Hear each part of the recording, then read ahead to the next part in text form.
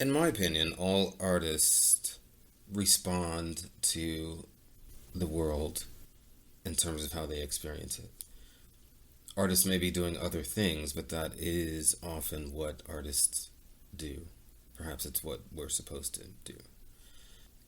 In terms of Synchrony and when it was written and recorded, I wanted to convey the dichotomy of being African American and watching all of the events unfolding that drove the Black Lives Matter movement at that time. The work incorporates both optimistic messages and tragic and unfortunately still relevant messages from that time of individuals who I think, even though they're not identified explicitly in the music, we know who they are. And I decided to include audio clips in the work because I think experiencing these events, we can listen to things on the news, we can read a headline and sort of only partially engage. But when you're in a concert hall, you go to a concert to sit and listen and pay attention and hear what's being presented to you. And so to experience these words in that context, you don't have a choice but to pay attention and be affected by it.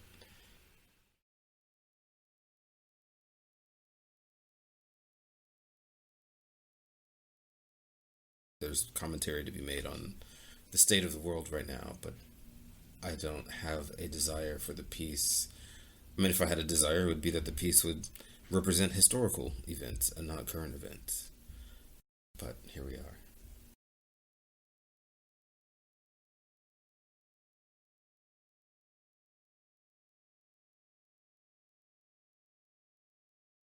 In terms of the duality of being an African American and being a classical composer, I would say that being African American defines everything about my life. And the same could be said about people from other races or ethnicities. But in America, being African American means various things in various contexts.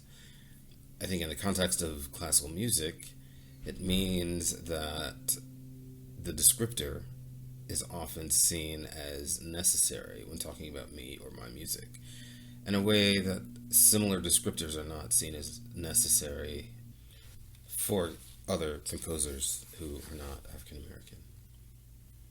And it therefore means that I spend more time thinking about the fact that that descriptor is often associated with me as a composer than other composers may spend thinking about being more than just a composer.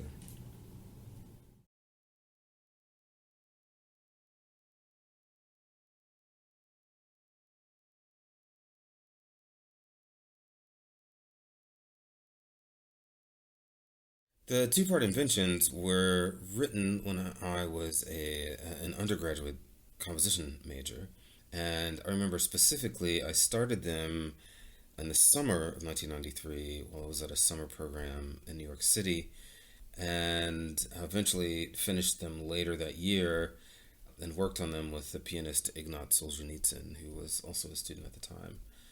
I think, the impetus for them was that I was always fascinated by counterpoint and wanted to tackle counterpoint specifically in my own music and think about different ways in which I could do that, and also, kind of gain some experience writing for the piano.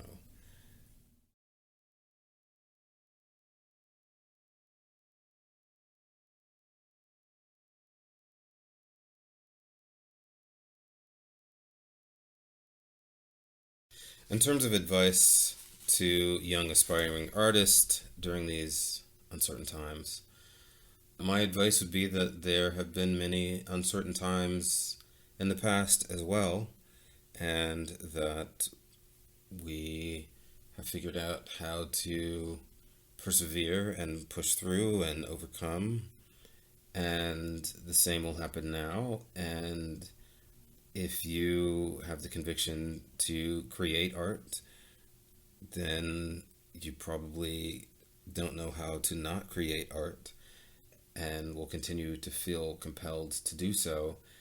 And I think that artists are the ones who tell the real stories of what it's like to live right now.